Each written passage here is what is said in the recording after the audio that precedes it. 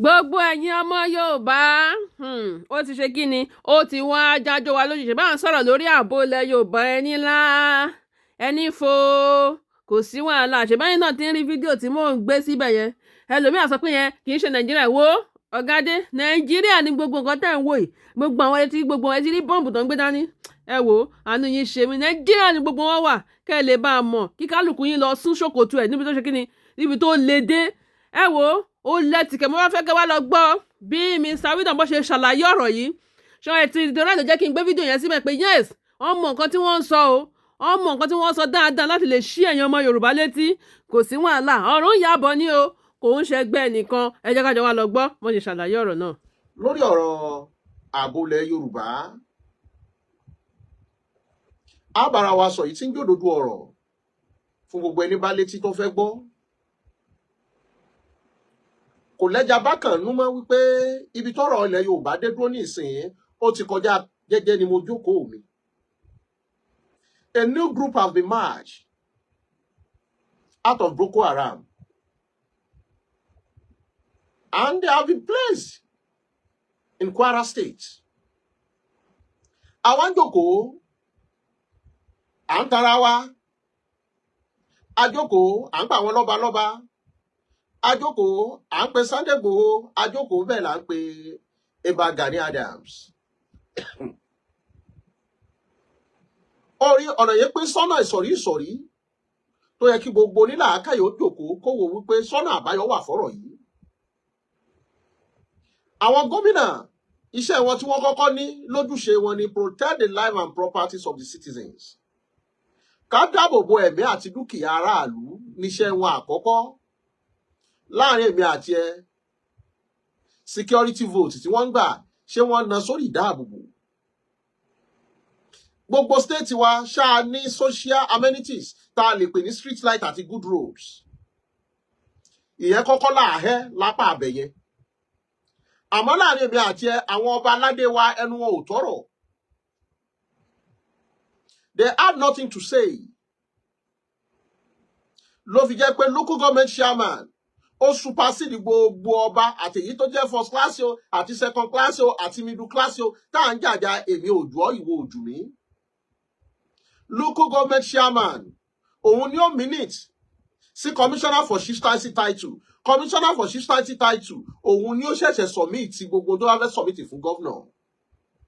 ló fi jẹ́ pé gbogbo àwọn ọba wa wọ́n place wọn under public officers. ọba tó bá lóun ju alága local government lọ irọ́ ló fi pa. ó lè jọ bí bóyá àbùkù kọ́ ohun tí wọn náà lè ṣèwádìí tó mọ̀ ní wípé ṣé bẹ́ẹ̀ lórí. nígbà táwọn colonist dé ni wọ́n deregulate ohun tí wọ́n ń pè ní constitution of tradition.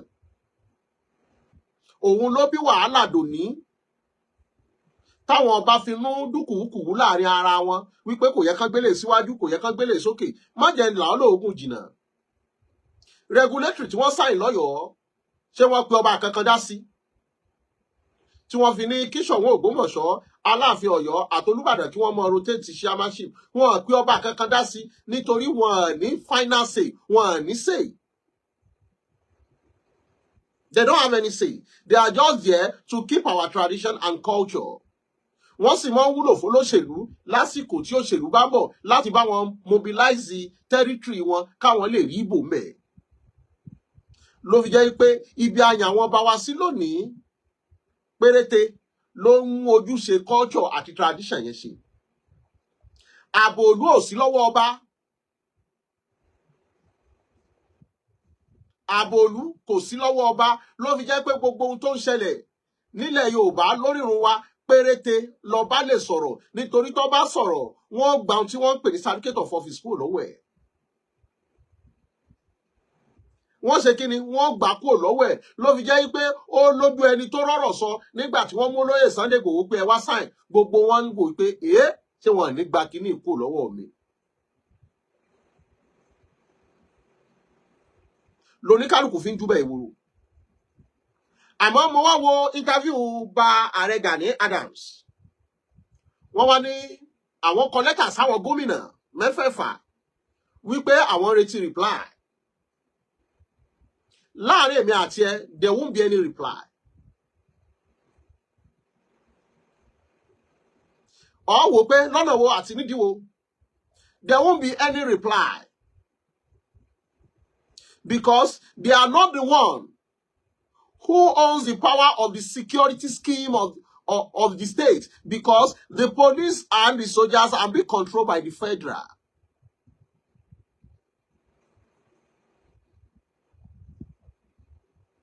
Ló fi jẹ́ pé ọ̀rọ̀ tó wà nílẹ̀ yìí à ń kọ lẹ́tà a fẹ́ jẹ́ kí wọ́n fún wa láṣẹ, kò sẹ́ni kankan tí ó fẹ́ ní kankan láṣẹ unless we defend our domain, land, territory ourselves.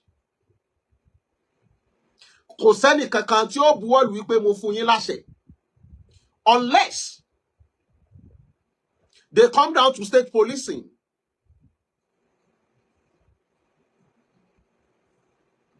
Unless we come back to regional system, unless we divide. If there is no separation, there won't be solution. If there is no regional system, there won't be little breathing space. Regional, yóò kàn fún wa ní breathing space again. But the final solution is separation. Orí ọ̀rọ̀ wa wá dàbí ọ̀rọ̀ ìwé kan tí mo kà ní Macmillan. Title ẹni Who will bell the cat? Ta ni ó fi agogo sí ọrùn olóńgbò? Tá a bá wo gbogbo àwọn èèyàn wọ́n ní Sunday Igboho fẹnu wúgẹ́ẹ̀tì fẹnu gba nation. Gbogbo ẹ̀yin tẹ́ ń sọ bẹ́ẹ̀. Gbogbo àwọn olóṣèlú wa kí ni wọ́n fi ń gbàbò lọ́wọ́ wa ẹnu ni. Did Sunday Igboho have the force and what he requires to have his own nation, or do he have the full support of the masses? He was being chased for over 4 years now. Fẹnugba nation da. Ẹ̀yin tẹ́ ẹni wọ́n fẹnugba nation, have you implemented any other alternative? Ẹni tí ó sọ pé aṣọ yóò dá, ṣó ti bọ́ mi sí mi lọ́rùn. If you want to condemn anything, have you given me another one? Ohun tí wọ́n sọ sẹ́lòmíì lẹ́nu yóò wá tán náírà yìí, yóò mọ̀ sọ lórí media. A lot of people are more sensitive than you do, and they are watching you. But they don't have the buoyance to come on air to talk. But they are more sensitive, wise, knowledgeable than you. Gbogbo wa pátá, àtọba o, àti ìjòyè o, àtàmọ̀tẹ́kùn o, àti Àgbẹ̀kọ̀yà o, àti OPC o, gbogbo yín pátá ní fẹnugú gate. Sunday Igboho has tried his own. He came out. Have you also came out? Tí wọ́n bá fáwọn láṣẹ, who is going to give you the authorization? Unless you defend your land yourself. Ẹ wo àwọn tó wà lókè ọdẹ. The woman was saying, wọ́n gba àwọn sójà tí wọ́n kó wá, àwọn DSS kan kó wá, wọ́n gbàbọn lọ́wọ́ àwọn VGN àwọn. That is when you know pé a lè fi tọ̀fọ̀ gbẹ́. Ẹja padà lọ sí Katsina. The troops are there. They know where they are. Who is there to capture them? Let's go to Borno. The governor lamented himself that through his phone he knew where the bandits are. But who will capture them?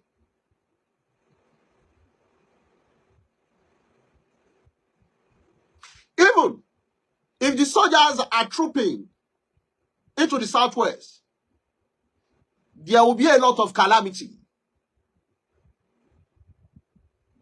Let me tell you, because we don't have the weapon the terrorist group have. We don't have the backup the terrorist group have. Who are the backups of the Yorubas? Who are those financing the Yorubas? have none.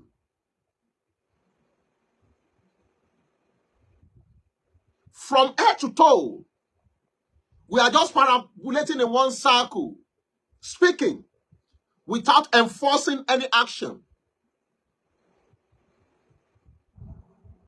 Wọ́n fún wa láṣẹ ni, ta ni ó fún yín láṣẹ? Ẹ̀yin tẹ́ ẹ gbàṣẹ lọ́jọ́ kìíní àná tójú ò tí làbá ìtẹ́ ìkọjú ìjà síra yín. Bàbá wa wí tán wá ní Sunday Igboho ráwọn blogger síta láti ṣe kíni. Sunday Igboho has already made his fame. And he has already written his name in a golden book that can't be forgotten. In times of Awolowo, Bola Ige, Abraham Adesanya, MK Abiola, Igboho has written his name. No matter the blackmailing, he has written his name. Kò sí bẹ́ẹ̀ ṣe lè bàjẹ́ tó, ó ti korúkọ ẹ̀ síbì kan tó ṣe wípé Hausa ti Igbo ni wọ́n mọ̀ pé korúkọ. Gbogbo èyí tá à ń fi Yorùbá sọ táàbúrò àwọn tó tí ò gbọ́ Yorùbá wọ́n mọ̀ wípé what are they saying? Orí lọ́dọ̀ àwọn Igbo, they know who is Sunday Igboho. Sunday Igboho, they know him very well. And the Hausa Fulanis knew the name. Wallahi Sunday Igboho. Kabashege. Wallahi they know Sunday Igboho. Wọ́n sọ́rẹ́ yìí tá à ń ṣe yìí tá à ń bú yìí. Ẹ̀kan láàrin ara wa, locality ara wa láti ń bú. A lot of people don't hear what you are saying at all. At all.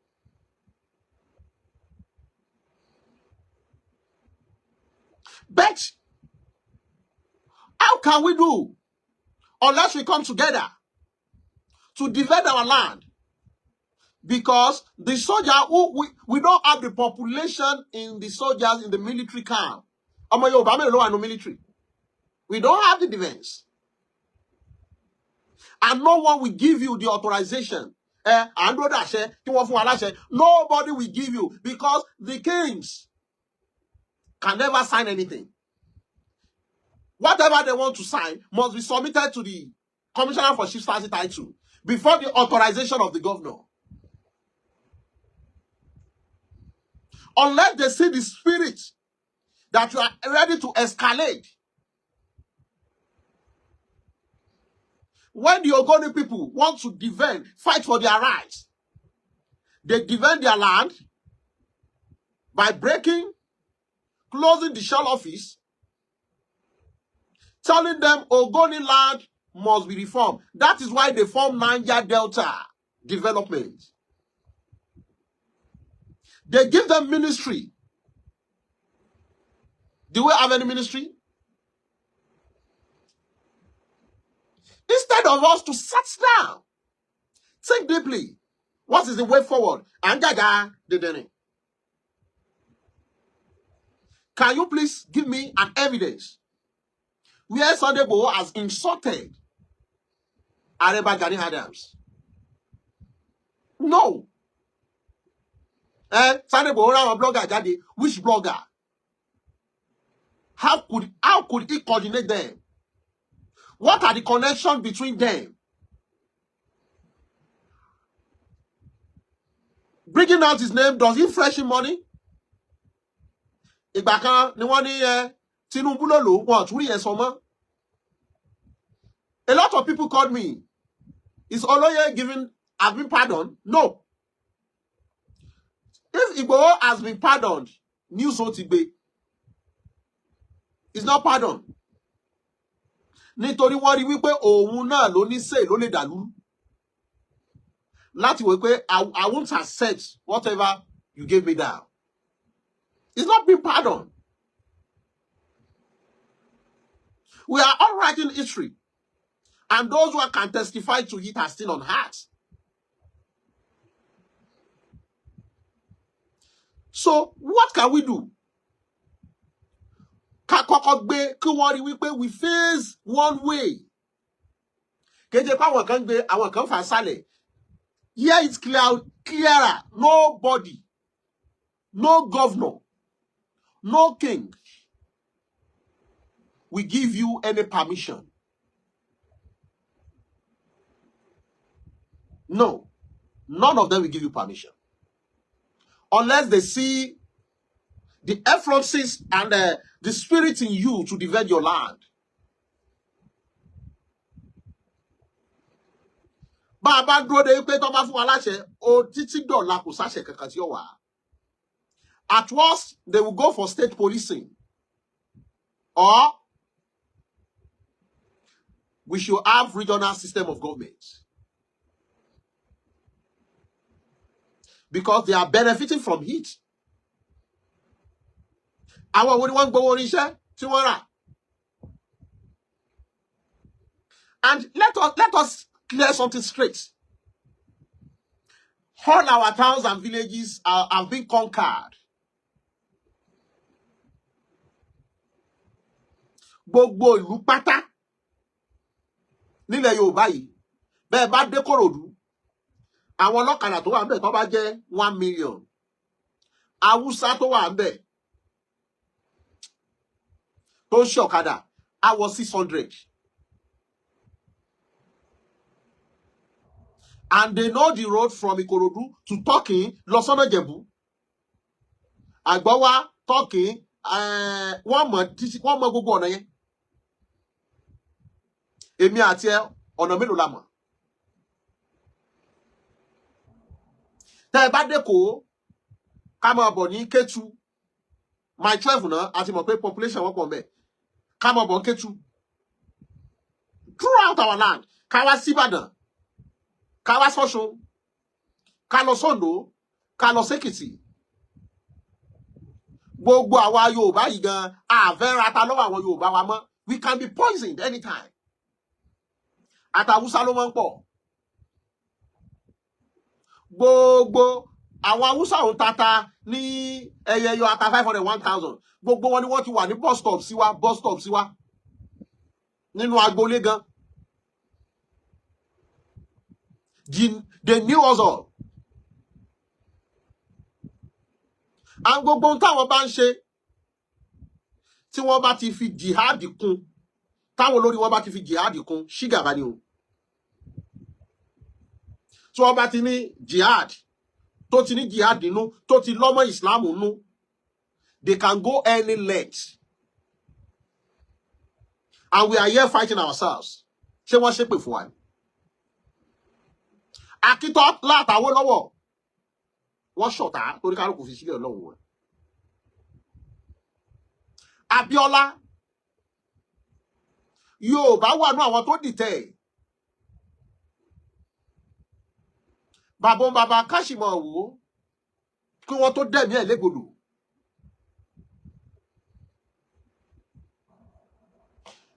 Ṣé bí Awólọ́wọ̀ ọmọ Yorùbá náà ni wọ́n ní kó dájú ẹ̀ tó dájú ẹ̀ sẹ́wọ̀n. Bí ọmọ Yorùbá kan bá dìde, Yorùbá náà ni ó dọ́ta rẹ̀. Gbogbo ìta ń sọ yìí náà nìsín lábẹ́ comment section ẹ mọ̀ rí wèrè bí. A nítorí wọ́n fẹ́ gbowó ní ìmọ̀wó tí ìyálàyà rẹ̀ ń fún ni.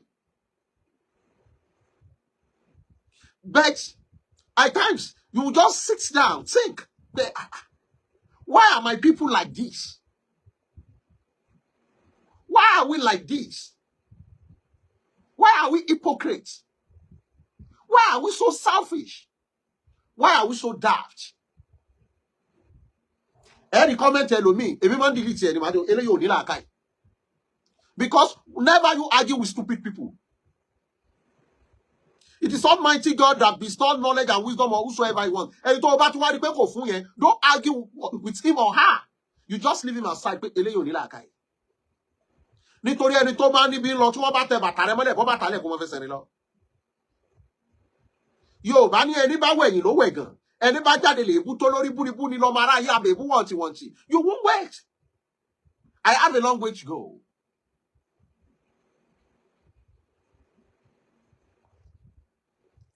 We have been conquered. Kanu pariwo, Igboho pariwo. Let me tell you, àwọn olóṣèlú wa, they are using us as trade by barter. Trade by barter. Pàṣípàrọ̀. If you give us this, we will give you this. If you give us this, we will give you this. There can never, till 2027, there can never be any good action concerning Boko Haram or bandits till 2027. Because if there is any serious attack against them, they may use that against Tinubu in the northern side. That is why there may not be any good implementation. One cover for our bandits, one for lower.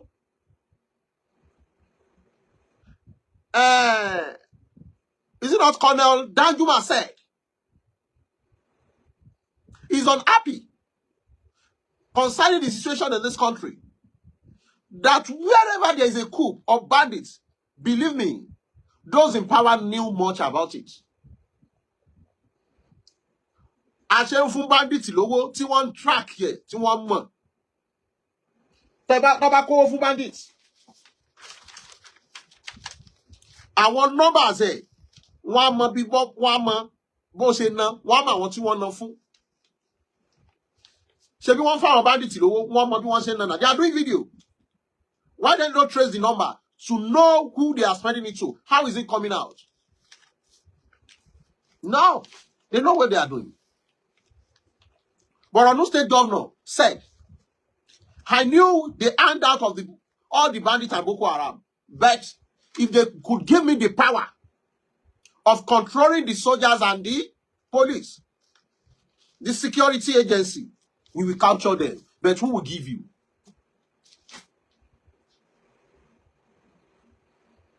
We are just deceiving ourselves in this country. How buoyant Gumi could come out to tell you, negotiate with the bandits. And no one could call Gumi for questioning. Because they know if they do, it will surely escalate.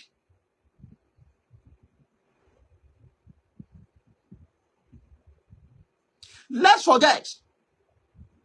Mi ò lè wá kú kò ní doye ní babẹ̀. À ń gbénu inú ìlú gẹ́gẹ́ bí àjòjì ni. Because anything can happen anytime, any day, any seconds. Anytime, any day, any minute, any seconds. We are not safe. Nobody is safe. Because the weapons are there. Tá a bá wo ìran tó fira wọn ṣẹ̀sín jù lórí Facebook àti social media Yorùbá ni. Ẹ̀sìn yẹn pọ̀ gan ni o. Àwọn kan wọ́n fi kówó jọ gbogbo wàhálà tó ń ṣẹlẹ̀ yìí. Àwọn kan fi nírètí owó. Ẹ já béèrè lọ́wọ́ ara wa.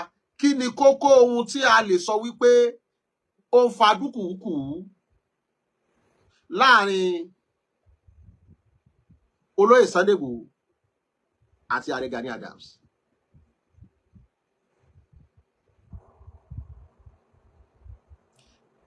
Ní rí tangible reason kan ọ̀rọ̀ tí wọ́n bá sọ lẹ̀ gan wọ́n lè ní wọ́n ní Igboho sọ pé wọ́n sọ pé wọ́n ní adẹ̀fín fi ẹ̀mí ara wa adẹ̀fín ṣeré. Ìwọ̀nba lágbára àwọn ọba wa ló fi jẹ́ pé ọba kìíní kan tóbi ọba kìíní kan tóbi. No, none of them have power more than a jurisdiction.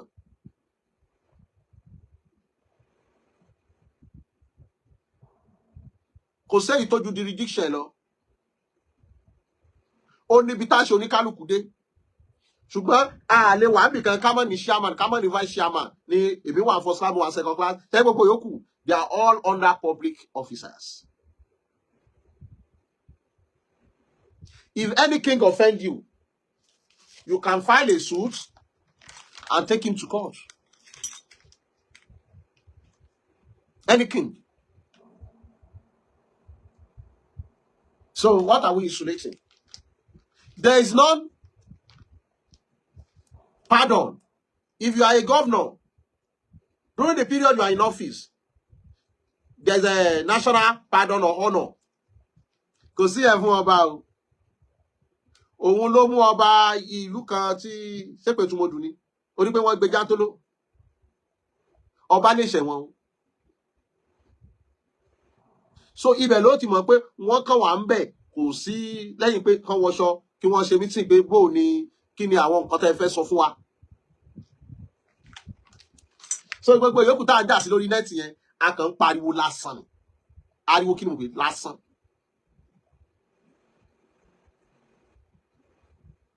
Gbogbo ẹni tí yóò ṣe kí ni wọn ní nǹkan kan tán lè ṣe. They have nothing to do. What is the way forward? Unless we come together as one. Gbogbo tó ní kálukú bá fi ṣera wọn ká gbàgbé ẹ̀. Ká wá pera wa pọ̀, ká pagbára pọ̀, ká pamọ́ pọ̀. Unity and love is needed. Kó má ṣe pé àwa lámọ̀ sọ pé ọba eléyìí inú ẹbí mi lè gbọdọ̀ ẹ wọlé bí wọ́n bá pọ̀ ọba yẹn tán wọ́n padà pàwọ́ náà.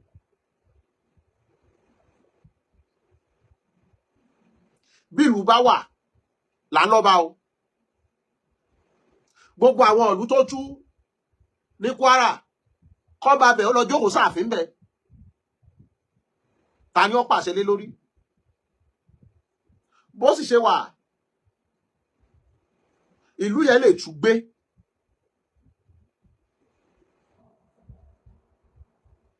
Táwọn mi ò mọ̀ ṣayé lọ́bẹ̀. And concerning the constitution of Nigeria, if you are living in a state more than 10 years, you are now a citizen of the state. Bẹ́ẹ̀ báwọn kan bá fi gbàlú yẹn tí wọ́n ń gbé nísìn, wọ́n dọmọ nílùú yẹn nìyẹn o. Nítorí we all migrated to where we are now. Àwọn bàbá wa, àwọn bàbá wa, wọ́n bọ̀ láti ibìkan ni wọ́n dé ibìkan. Ó níbi tí gbogbo wa ti ń bọ̀. Gbogbo wa pátá tí wọ́n bá wá trace wọ́n lè trace nífẹ̀ẹ́. Ṣùgbọ́n tó bá yẹ pé a wá láti Iléṣà, àwọn bàbá yín náà kò ń fẹ́. Ló fi jẹ́ pé we have a long way to go. Ká jáwọ́ lápọ̀ tí ó yọ. Ká lọ gómi lákaná. Ètò agbólẹ̀ Yorùbá ó dọwọ́ kó wá wa. Akọ̀wé sí gómìnà wọn fún wa lẹ́sìn kò sẹ́ni kankan tí ó mèsì wá. Gbogbo àwọn òwe táwọn Yorùbá nation láwọn kọ sáwọn UN. Have you seen any meaningful result? Because they are the one eating out of it. We are into modern slavery. They control our resources. Anyone who is going to break them down won't be the president of this country. Unless we fight for our rights or there is revolution. Someone like Sowore, they will never want a kind of person to be the president of this country. No. Because they knew it will affect their country because they are tapping from our mineral resources.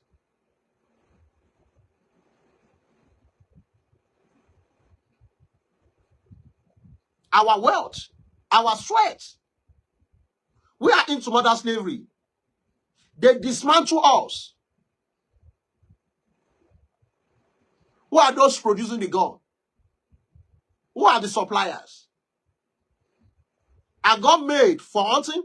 AK-47, are they made for hunting? Are all the rifles made for hunting? They are made for war and battles. If you have a rest of mind, who will purchase them? If you have a rest of mind, that is why they split us. They are the one financing them. Head the president who doesn't abide to the rules and regulations will be sanctioned. Kí lorúkọ Ibrahim Tore. Until we're in fault to overthrow the government, that is when they are having progress. Ibrahim Tore. Gaddafi was killed because of the liberation of the Africans. Ohun tó ń bá wa jà kọjá ogun fúnra, ogun international ló ń bá wa jà.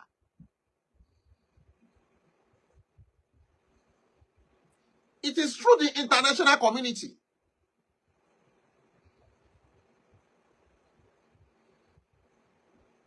They knew. We are connected to the satellites. They knew everything. We are into modern slavery.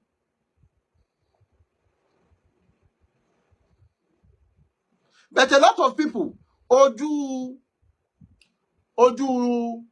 Òṣogbo, Ìbàdàn, Ọ̀yọ́ ló fi wò rárá o. Gani àti Sunday Igboho ló fi wò, Aláàfin Ọ̀yọ́ àti Ọọ̀ni Ifẹ̀, Olúwa àti. Think beyond that. How is it possible for them, those who defraud them, to come and pick them up in Africa? They knew where the Boko Haram are. They can kill every one of them within a second. But they won't do that. Our Wolu shell. It's in the Westerners. Who are those affecting Dangote? Who are those controlling the NNPC?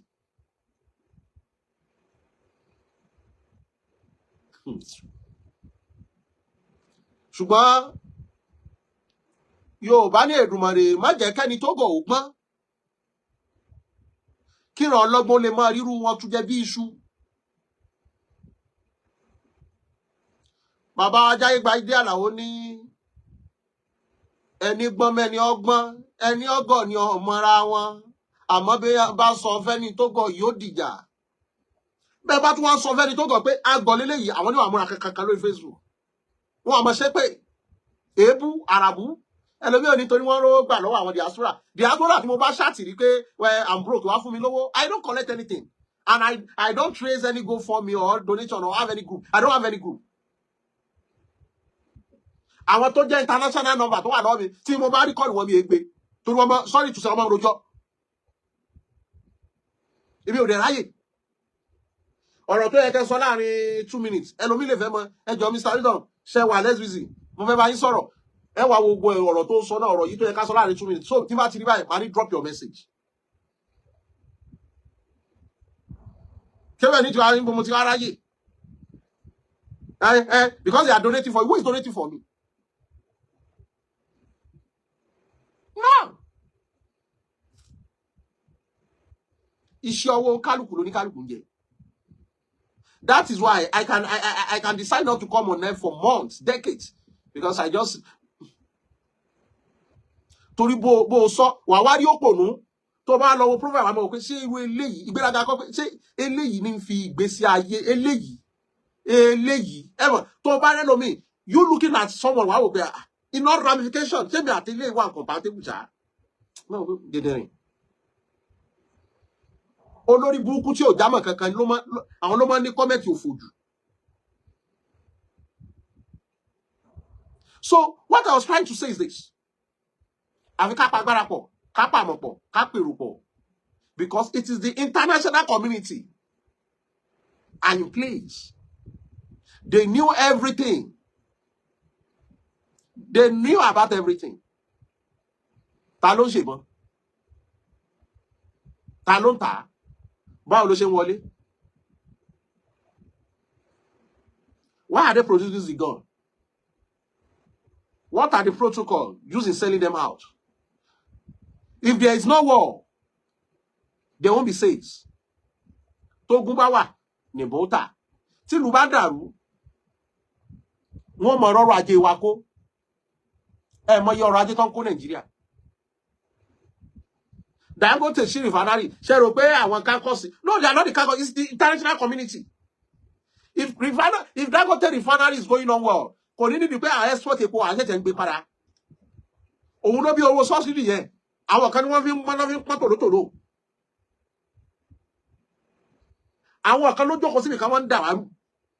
It's just like a sitting, round table sitting. This is this. So those glare money, let's have our own country new, because Nigeria has been bastardized already. Any governor can just come tomorrow and sack any king. But one who want declare coffee. What 10 years I know. About declare coffee, there's nothing any king can do. First class in it, number one, it's a bitter truth. If I think about say yo, Gomina no yoba. That is why Baba Obasanjo could lament. If there is any governor here, when any king see them, should stand up. Accepting the Western system of government affected us a lot. Gbogbo tó bá ti dùn, tí mọ̀ pé yóò ní aburú, bá a ṣe ní èyìnbó, civilized, gidi kan wà, bẹ́ẹ̀ náà ló affect wa. It affects us a lot. So let's join hands together. Igbo is not holding anybody back. So for those saying our ààrẹ gbà ṣe ni kò sẹ́ni kankan tí ó fẹ́ ní kankan láṣẹ à ń tara wa ni à ń fi yẹn buy time ni kò sẹ́ni kankan tí ó fẹ́ ní kankan láṣẹ. Àṣẹ kankan yẹn ẹ jẹ́ àgbà yìí kò sẹ́ni kankan tí ó fi yẹn kankan láṣẹ. So ẹ̀kọ́ lẹ́tà sáwọn gómìnà láti bí ọdún kan wọ̀ mú reply kò sẹ́ni kankan tí ó mú reply wa. Ó lóun lè mọ́ déwájú ẹ̀gẹ́ yóò kàn fi sẹ́gbẹ̀ẹ́ kí ni àwọn eléyìí kí n sign nísìn kí n sign pé kẹmọ lọ báwọn yẹn jagun. Unless they can resort to state policing, they can go over you to suppress wa. Unless we split.